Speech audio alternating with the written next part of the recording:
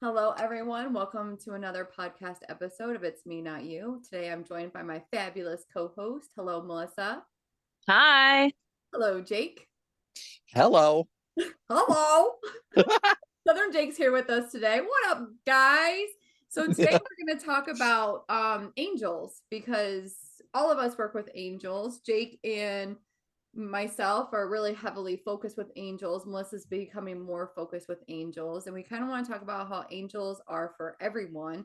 And I'm going to tee it off to, once again, I'm back with the golf, to Jake.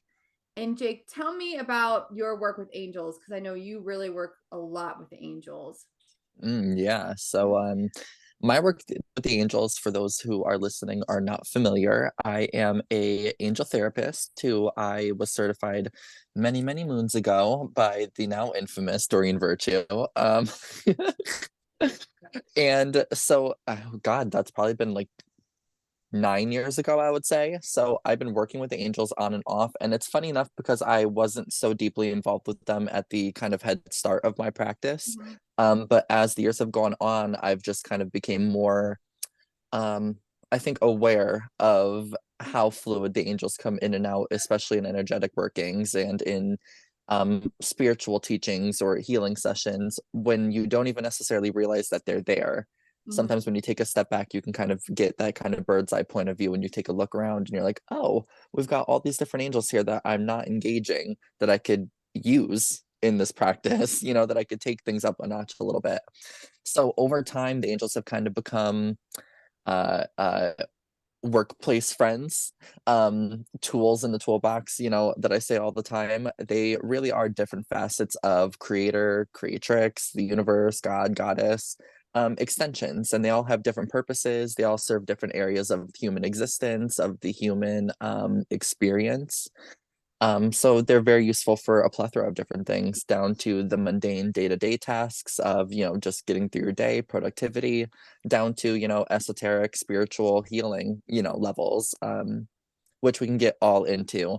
And we've got a couple angels that want to kind of like chat or kind of make their presence known for everybody today. Let's do it.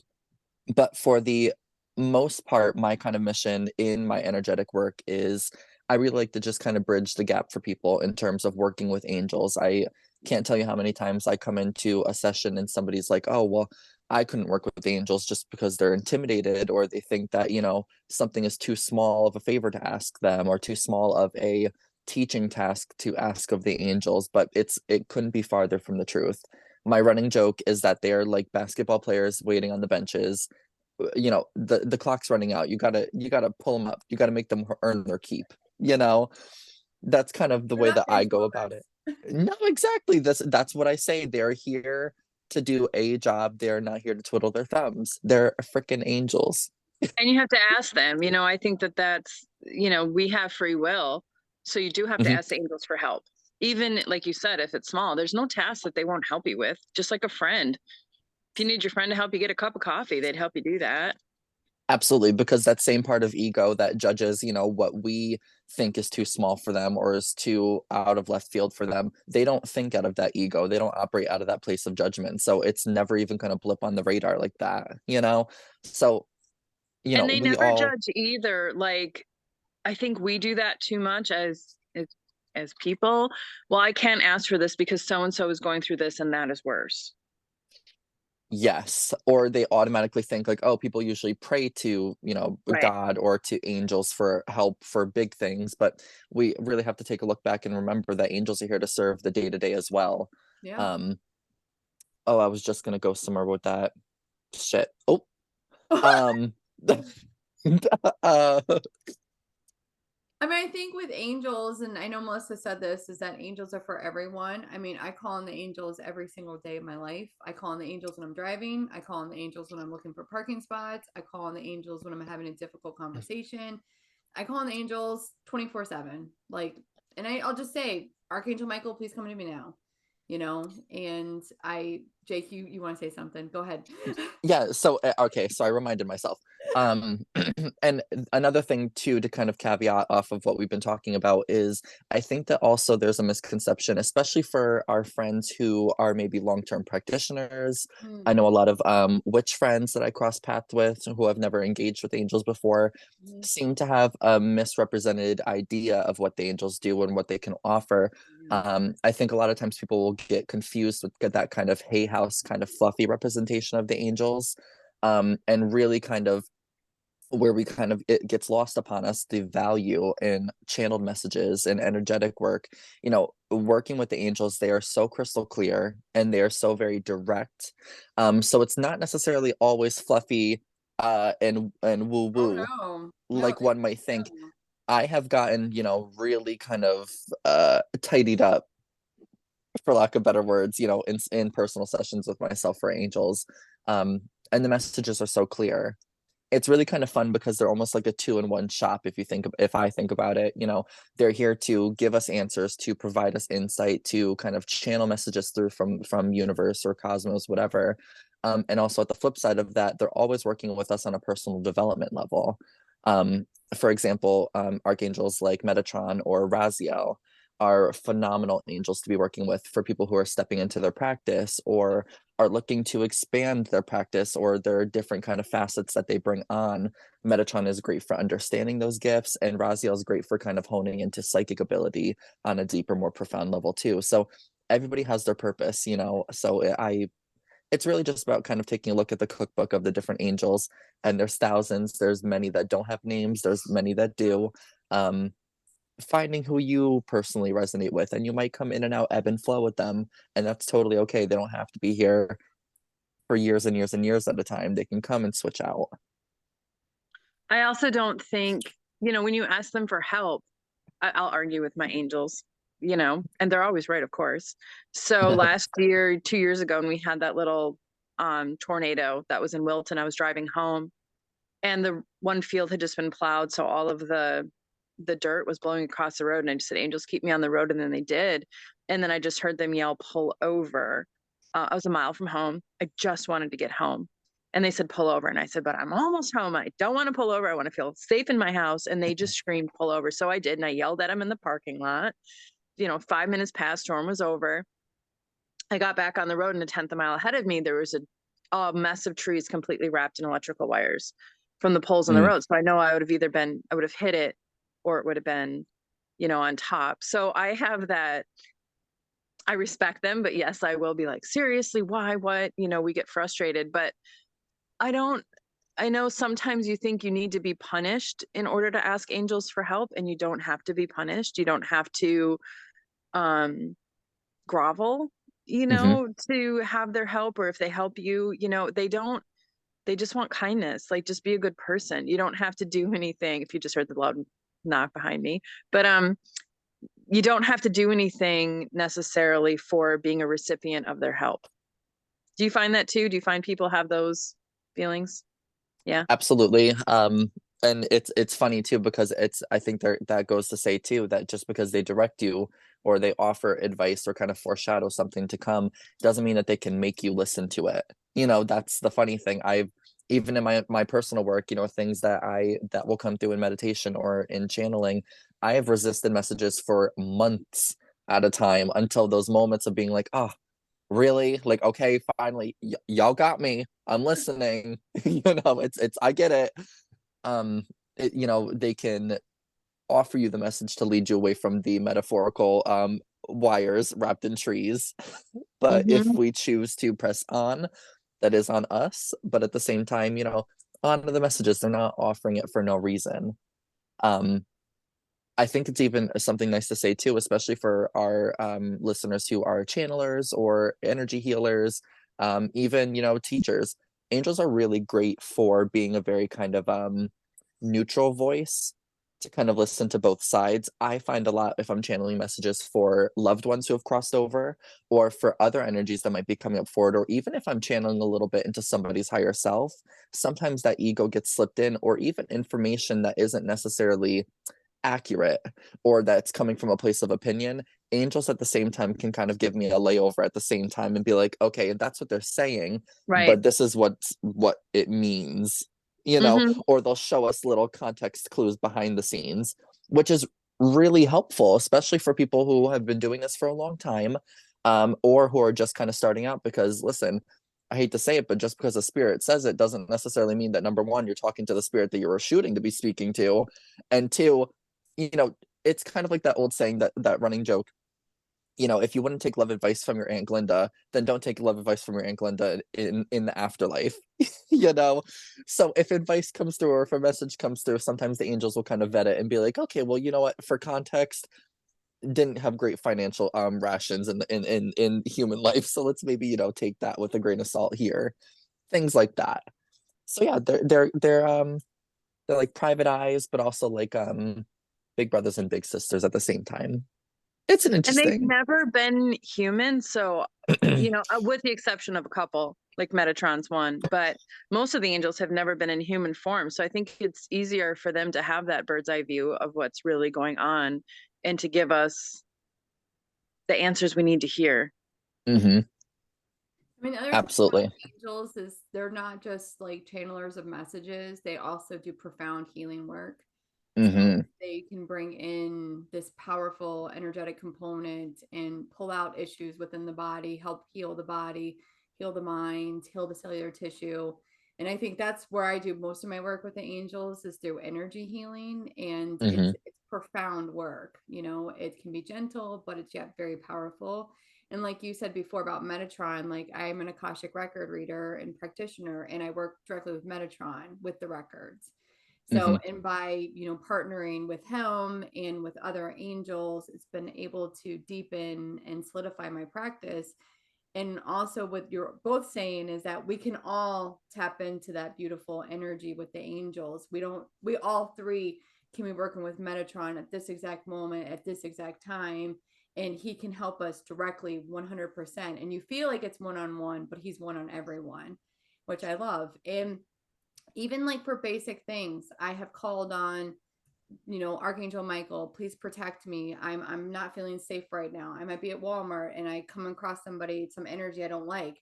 And I'll say, get this person out of my path. And they're right there with me and the person's gone. Or Hmm. whenever I'm driving, I don't like driving in bad weather. Melissa just talked about, almost really bad storm that she got tangled in the wires.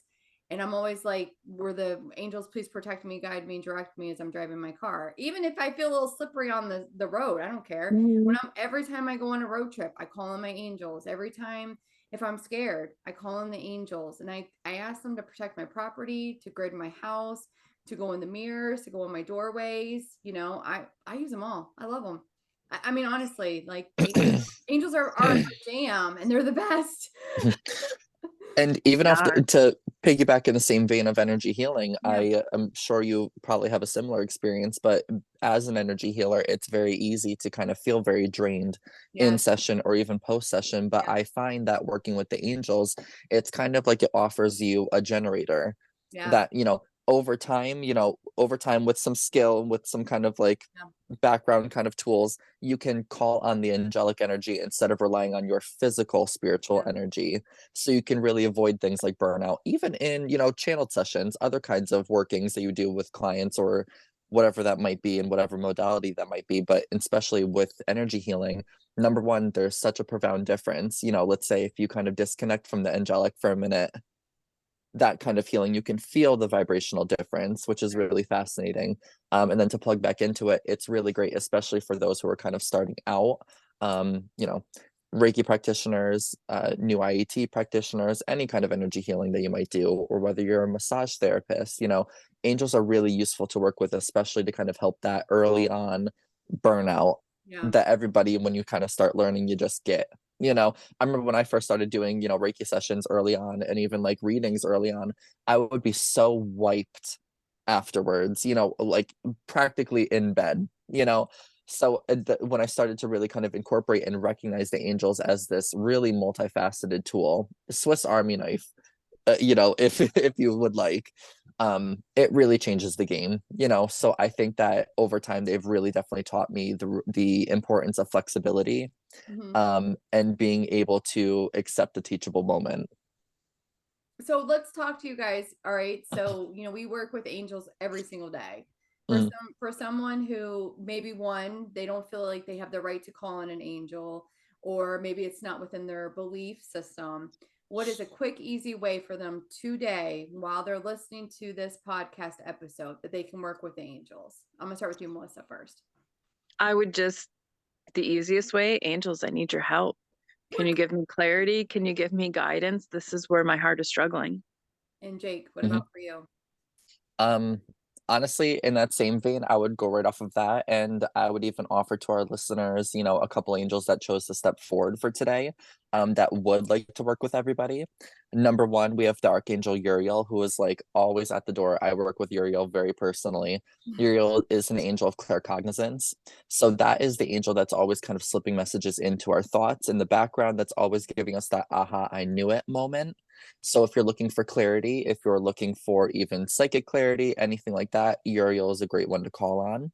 Nice. Of course, Archangel Metatron for our friends who like to just work on spiritual wellness, clearing out at the end of the day, or even charging yourself up at the beginning of your day. Metatron is such a beautiful angel to call on as far as the energetic healing body goes and your kind of personal battery.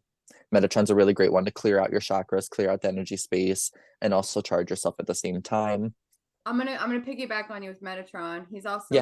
good with sacred geometry and people with ADHD and really helping you to focus and pull out creative projects. Go ahead, Jake. Oh, listen, the angel conversation can really go on because On and on I and on. I don't see angels as like the human forms with wings. I see angels as like math equations, sacred geometry, colors and I shapes. see It's them as really like fascinating stuff. master teachers, like master Yes. healers, master teachers. This is the roadmap, and here we go. Yeah. So it's really interesting. So with that being said, everybody is going to experience angels very differently. Yeah. So we could be talking about the same exact angel. Let's say, Metatron, for example. I might see this certain color, or I might see this certain set of shapes, and that's going to feel like that present. Yeah. But Rachel might interpret Metatron or perceive Metatron completely different. It's all because angels work with us in our toolbox of context Yes. and what our personal background is.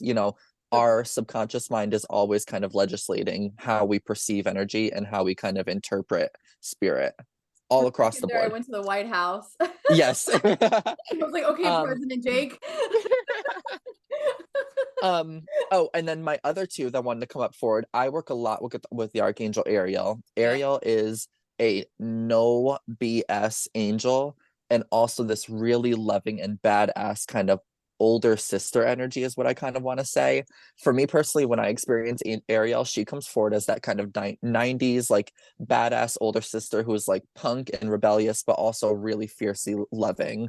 That kind of trope is how I perceive her. So she's great in shadow work in times of fear, doubt, anxiety, feeling like you've kind of lost your path a little bit, or needing that extra sense of oomph behind you. Yeah. It helps me um with animals a lot Yeah. too, She's an Ariel. yes. environmental angel as well, and she's Hmm. all about Yes. your soul's So mission. my wildlife work, I call her in. Listen, it's the duality, even like Mother Nature herself, she is fierce but also loving at the same time. Hmm. So I really find that Ariel is very much a channel for that same kind of rhythm. She is. um You're right. She is no nonsense. She will clear paths for you. yeah, absolutely. If you let her, she will do the work. And then I think my last one is also Archangel Raziel, who I mentioned earlier. Raziel is a great angel for personal development and also for people who are really trying to understand or tap into their psychic abilities, energetic abilities, magical abilities, whatever that might be, even for creativity too, because creativity is in the same neighborhood as all of these different, very sparkly and interesting, fascinating gifts.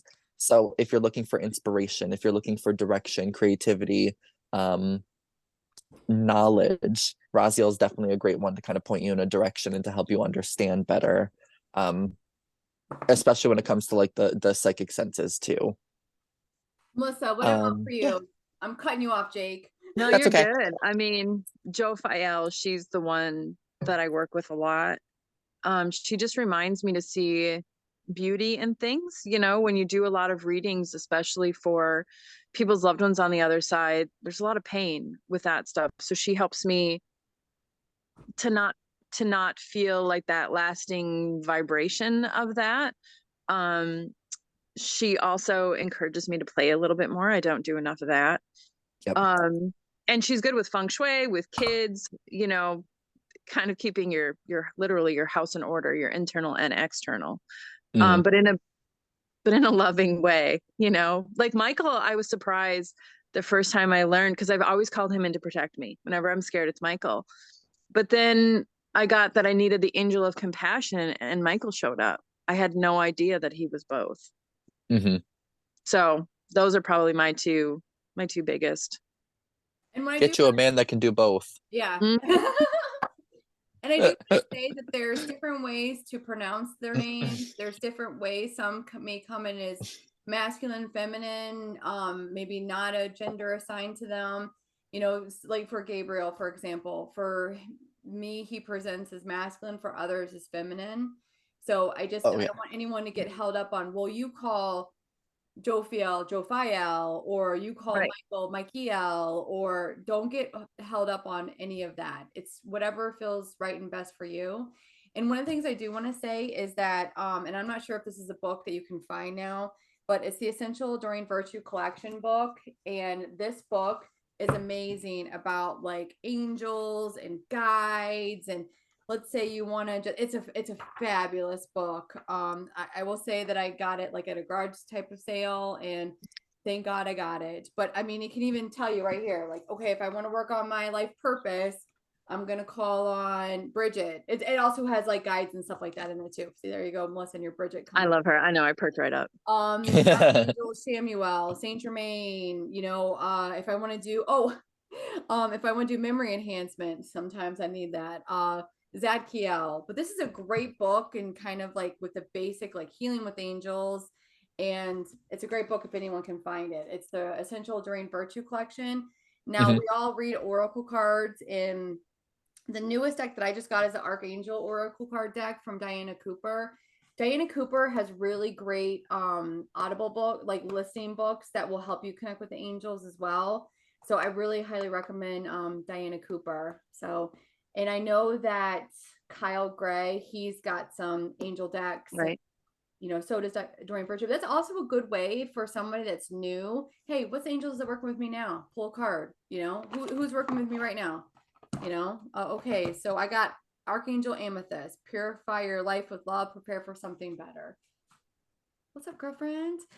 You know, and then and work with her for the day. Like, hey, you know, and like Jake said, and Melissa, you know, feel their vibration, feel their energy. They're all going to present to us differently. For me, it comes in as a feeling, and then it comes in as a knowing. And I might get, you know, glimpses of light and whatnot. But for me, it's more like, hey, I'm here.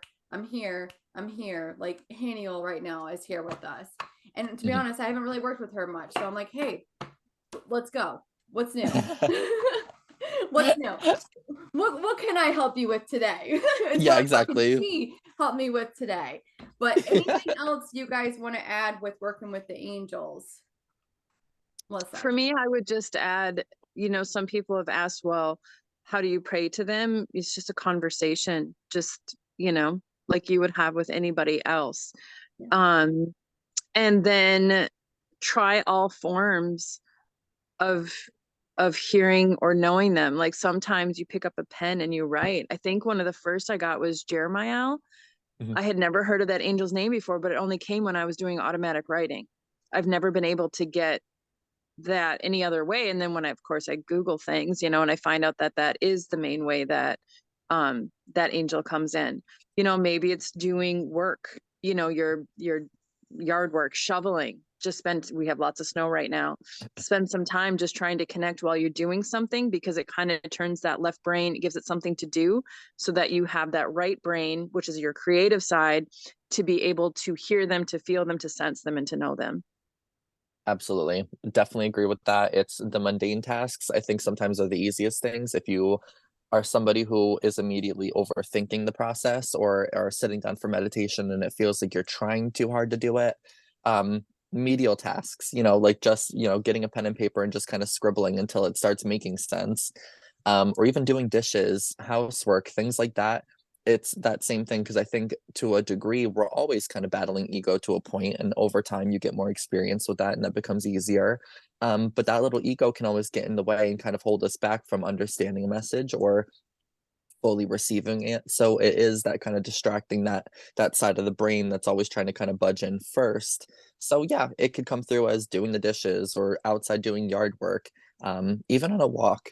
On a walk in nature is actually a really incredible way to plug in with the angels. They're literally everywhere in that life force energy. And I think that's also a good thing too to say, is that no matter where you are and where you live, they're always available to you. They're in every single thing that we're here around, feeling, touching, seeing. So you don't need a specific tool to plug in with them. Although if you have a crystal that feels that it resonates with an angel, beautiful. Or for our friends who work with cards and they don't have an angel deck, you can pull out your tarot deck or you can pull out your oracle deck with the intention that you want to chat with your angels, and you can ask for messages. They will meet you on your terms.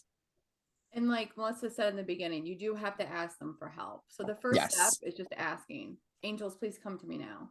It's as simple as that. And then we would love to hear from our listeners how you've worked with the angels, how you connect with the angels, any profound messages or healings or exciting moments you've had with the angels. We'd love to hear about it. Anything else you guys want to add before we wrap up this Angels Are for Everyone podcast episode? I would just say, if anybody is looking for that next kind of thing, that inspiration, or that they've been in a period of stasis in their practice, whatever that might be, wherever area across the board you're at, I would challenge you to try working with the angels. Go for it. Take it and give it a good honest spit. Give it a couple weeks where you go in and out of it and see what it changes for you. See what it offers for you and see what shifts out there for you. I would love to know. I'm very curious to hear if anybody has some interesting breakthroughs, because I hear about them all the time. Oh, I love that. And for you, Melissa? For me, I would just recommend that, find the name of an angel. Maybe it's one that we've already mentioned that you've never heard of before, and just ask how they can help you with your life. See what kind of messages you get before you look it up to find more about them, and then really work with that angel. Maybe it's for a season. Some of the angels are, more pronounced during a certain time of the year. Or maybe it's just for the day, but just try to expand your horizons a little bit and work with some new ones. Oh, last thing. We could do this forever. I get love this. I get this all the time. Oh, what if I don't know their names, or what if I forget their names? All of the angels at any given point, if I say, "Hey, Archangel Michael," every single angel is listening at that exact moment. I'm calling out to that one angel. So if you were getting the name wrong at the first time, over the first couple times, it's okay. They understand and they completely know. It's about intention, and it's about, what you're asking for in the situation. The right angel will find you. Do not sweat. And the last thing I want to add is they're really great for parking spots. Yes. Yes, they're great to get out of a speeding ticket. And a speeding ticket. I'm gonna work with them next. And the one thing I also want to say is ask them for like a visible sign or symbol. Maybe they'll leave you a dime, on a bookcase, or a feather, outside. Ask them for a visible sign, because some people like to get a physical, reminder that the angels are with us. And just ask them. Say, I'm sorry, I'm having a hard time. Just I need a sign. Give me a sign, and they will. Definitely will. They will. Well, thank you all for listening today, and we'll see you on the next episode. Bye-bye. Bye. Bye.